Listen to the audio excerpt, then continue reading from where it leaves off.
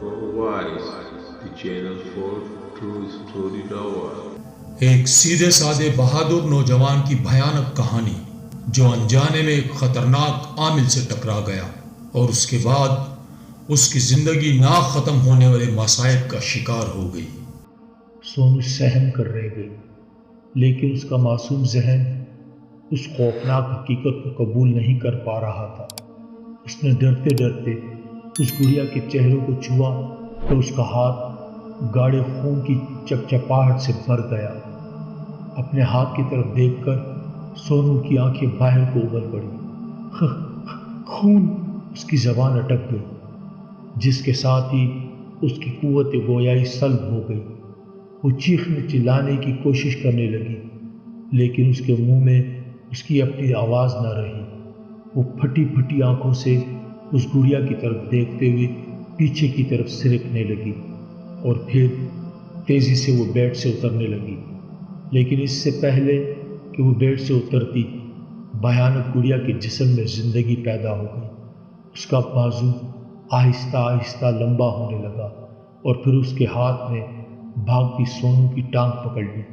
سونو یکدم لڑک گئی اور چیخنے چلانے لگی۔ پورے کمرے میں عجیب عجیب قسم کی خوفناک آوازیں گونج رہی تھیں۔ پھر ایک دم ہی خونخوار گڑیا کے حلق سے خوفناک غرغراہٹ کی آواز ہوئی، جس کے ساتھ ہی اس نے ایک شدید جھٹکے سے سونو کی ٹانگ کھینچی اور سونو پٹک کر اس کے پاس آ گری۔ پھر گڑیا سونو کے سینے پر سوار ہو گئی۔ سونو کے ہاتھ پیر تھر تھر کانپ رہے تھے۔ ربر کی وہ گڑیا جس سے وہ کھیلا کرتی تھی ایک خوفناک بلے کا روپ دھار چکی تھی۔ سونو کی آنکھیں باہر کو اگلی ہوئی تھیں اور اس کے حلق سے گھٹی گھٹی آوازیں نکل رہی تھی۔ اجے اور کلپنا نے سونو کی چیخیں سنی تو وہ اپنے دل کو تھام کر سونو کے کمرے کی طرف دوڑے۔ اجے کلپنا سے پہلے اس کمرے میں پہنچا تو اس کا دل دہل گیا۔ اس کے جسم سے جیسے جان ہی نکل گئی۔ کلپنا تیزی سے اس کمرے میں داخل ہوئی تو اجے نے تیزی سے اسے شانوں سے پکڑتے ہوئے اس کی آنکھوں کے آگے ہاتھ رکھ دیا۔ اجے نے کلپنا کی آنکھوں پر ہاتھ رکھا تو کلپنا کا دل ڈولنے لگا۔ اس نے تڑپتے ہوئے اجے کا ہاتھ پیچھے کیا اور تیزی سے آگے بڑھی۔ وہ جہاں کھڑی تھی وہیں منجمد ہو گئی۔ اس کی آنکھیں باہر کو نکلی ہوئی تھی، اس کے ہاتھ پیر ٹھنڈے ہو گئے۔ اس کی جان سے پیاری بیٹی سونو کی لاش خون میں لت پت بیڈ پر پڑی ہوئی تھی۔ اس کے پاس ہی وہ بھیانک گڑیا بیٹھی ہوئی تھی جو اب صرف ایک عام سی گڑیا تھی۔ روحا اپنے کمرے میں بیٹھی اونچی اونچی آواز میں رو رہی تھی۔ اسے کچھ سمجھ میں نہیں آ رہا تھا کہ وہ کیا کرے۔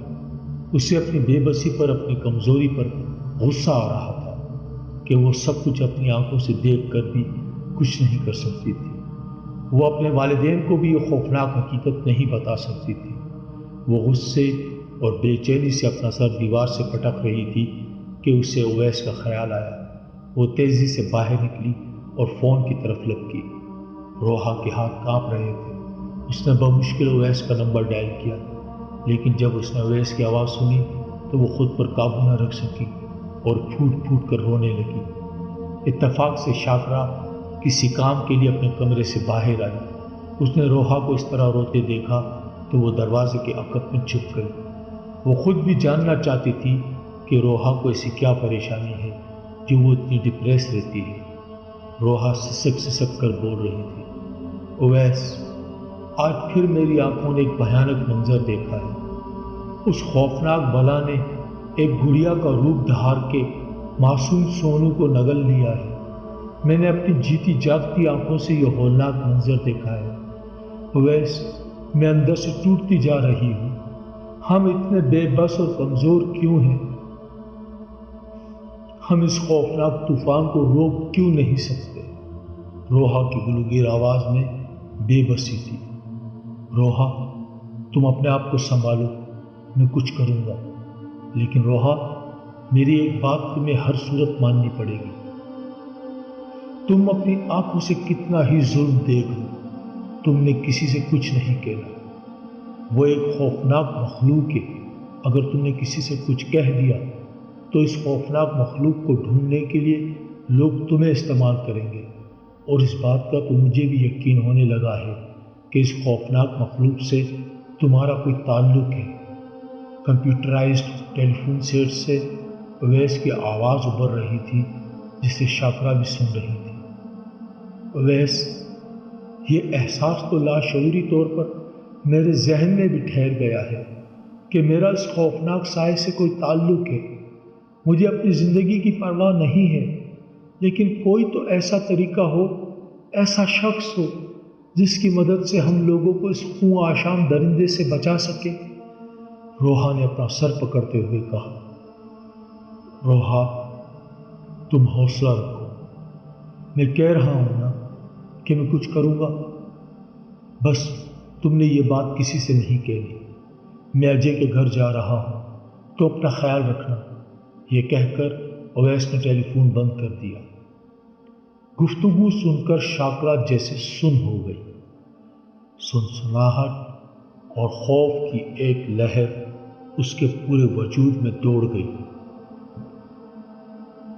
اویس اور روحا کی تعجبناک باتوں نے اس کے دل و دماغ کو بھینچ کے رکھ دیا۔ خوفناک وسوسے اسے ڈرانے لگے، جن میں اسے روحا کا معصوم چہرہ دکھائی دے رہا تھا۔ خدا کرے یہ سب باتیں غلط ہوں۔ شاکرا نے اپنے آپ کو تسلی دی اور روحا سے چوری گاڑی نکال کر اجے کے گھر کی طرف چل دی۔ اجے کے گھر قیامت خیز منظر تھا۔ سونم کی خون میں لت پت لاش بیڈ پر پڑی ہوئی تھی۔ کلپنا کو ہوش نہیں آ رہا تھا۔ ڈاکٹر نے کلپنا کو انجیکشن دیا اور اجے کو سمجھایا پریشانی کی بات نہیں ہے، انہیں کچھ ہی دیر میں ہوش آ جائے گا۔ پھر ڈاکٹر نے سہمے ہوئے انداز سے سونم کی لاش کی طرف دیکھا۔ پولیس کو اطلاع کر دی تھی نا؟ ہاں آتی ہوگی پولیس، ہاں آتی ہوگی پولیس، اجے نے گلوگیر آواز میں کہا۔ ڈاکٹر بھی اس خوفزدہ ماحول سے جلدی سے نکل گیا۔ اجے اکیلا اس کمرے میں سونم کی لاش کے پاس بیٹھا ہوا تھا۔ کلپنا تو بے ہوش پڑی تھی، اس کو اپنا ہر سانس بوجھل محسوس ہو رہا تھا۔ وہ ایک زندہ لاش کی طرح بیٹھا ہوا تھا۔ اس نے سونم کے پیروں کے قریب اپنے دونوں بازو رکھے اور ان پر اپنا سر رکھ کے رونے لگا۔ وہ پورا اسرار گڑیا سونم کی لاش کے قریب اسی طرح سے بیٹھی ہوئی تھی۔ اس کی دونوں ٹانگیں بیڈ پر پھیلی ہوئی تھی اور بازو ہوا میں اکڑے ہوئے تھے۔ تھوڑی ہی دیر کے بعد اجے نے اپنی سرخ آنکھوں سے سونم کی طرف دیکھا تو اس کی نظریں اس گڑیا کے اکڑے ہوئے ہاتھ پر پڑ گئی۔ اس کی آنکھیں پھٹی کی پھٹی رہ گئی۔ خوف اور سنسناہٹ کی ایک سرد لہر سے وہ لرز کر رہ گیا۔ اس گڑیا کے دونوں ہاتھ خون میں رنگے ہوئے تھے۔ اجے بدحواس سا ہو گیا۔ وہ کبھی سونم کو دیکھتا اور کبھی گڑیا کو۔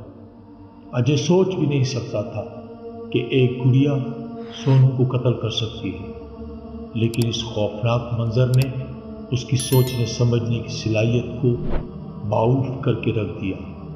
اسے اس بے جان گڑیا سے عجیب سا خوف محسوس ہونے لگا۔ پورے کمرے میں ایک عجیب سی دہشت چھا گئی تھی۔ اجے وہاں سے اٹھا اور سہمے سہمے انداز سے الٹے قدموں سے چلنے لگا۔ وہ سراسیمہ نگاہوں سے کمرے کی ہر چیز کو اس طرح دیکھ رہا تھا جس طرح اس کمرے کی ہر چیز کسی المناک ظلم کی رازدار ہے۔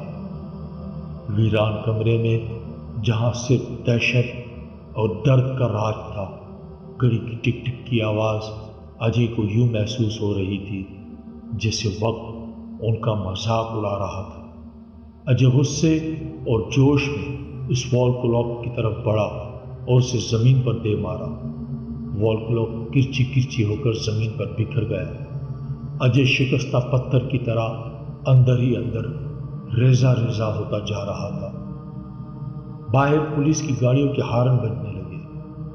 اجے یکدم نروس ہو گیا۔ پولیس انسپکٹر اور اس کی فورس کمرے میں داخل ہوئی۔ انہوں نے موقع کا جائزہ لیا اور سونو کے بیڈ کو ایک سفید لائن کھینچ کر احاطے میں لے لیا۔ اب سونو کی لاش پولیس کی حراست میں تھی، اسے کوئی چھو نہیں سکتا تھا۔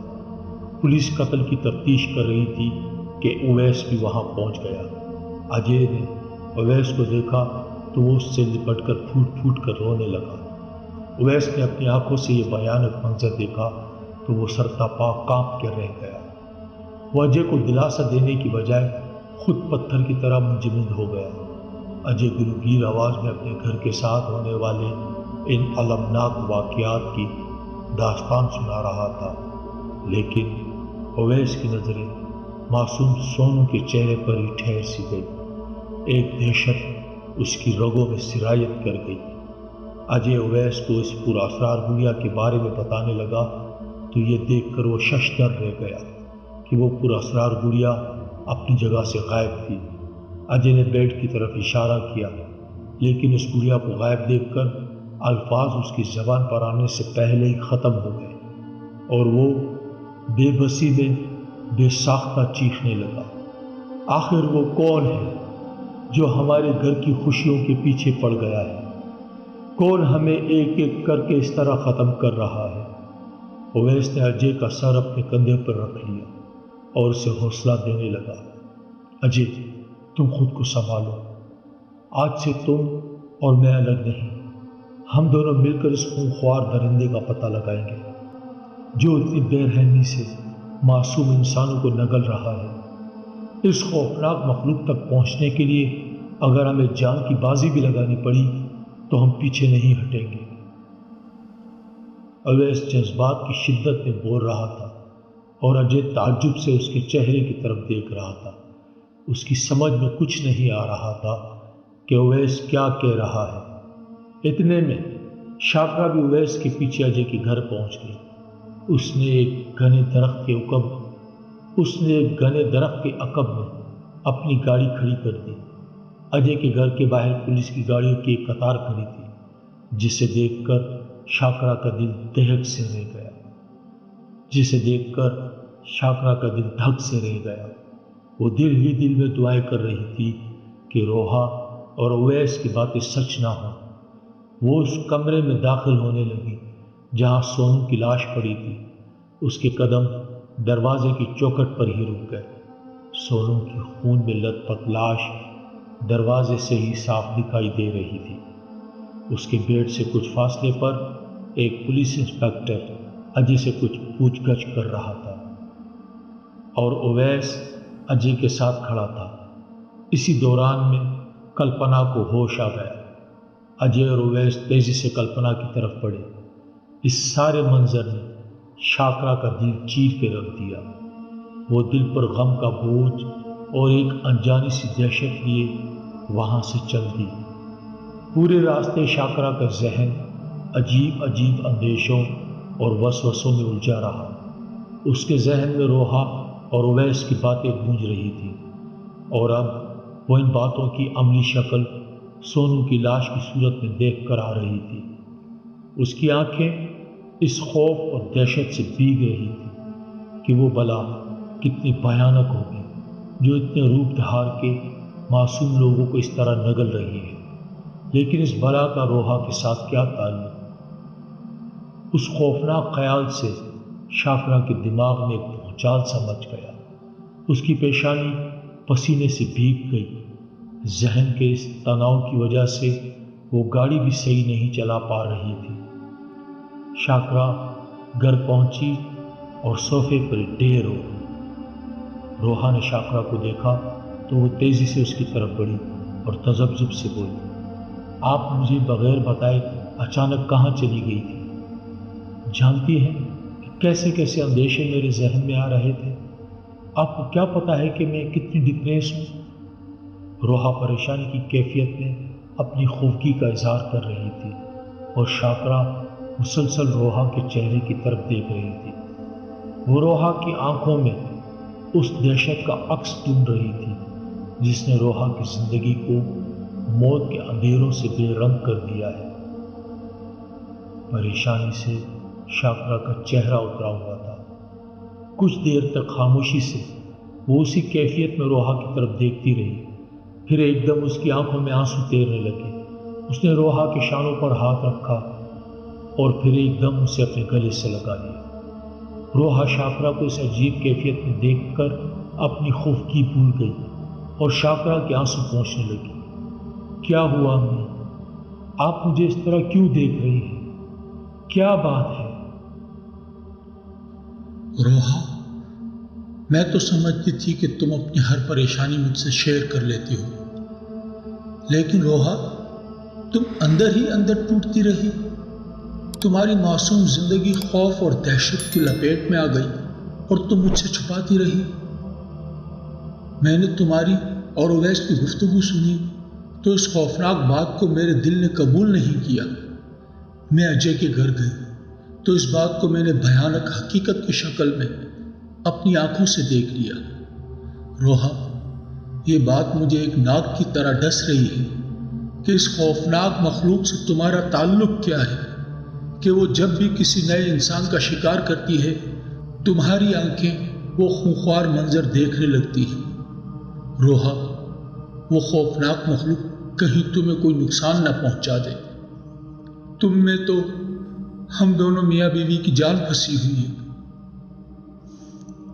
روحا نے اپنا سر شاکرا کی گود میں رکھ لیا۔ امی، آپ اس خوفناک حقیقت کو حوصلے سے قبول کر کے بس خدا سے دعا کریں کہ اگر اس نے ہمیں اس عجیب مقام پر لا کھڑا کیا ہے تو یہاں سے نکلنے کا ہمیں کوئی راستہ بھی بتا دے۔ امی، سونالی اور سونو کے وحشیانہ قتل کو دیکھنے کے بعد میں نے خود میں حوصلہ پیدا کر لیا ہے۔ آپ میرے لیے پریشان مت ہوں، بس آپ نے اس بات کا ذکر کسی سے نہیں کرنا۔ انشاءاللہ کوئی نہ کوئی ایسی صورت ضرور مل جائے گی کہ لوگ اس خواہ آشام درندے کی دست گرد سے محفوظ ہو جائیں گے۔ خوف اور دہشت سے بھرپور اس کہانی کا سلسلہ ابھی جاری ہے۔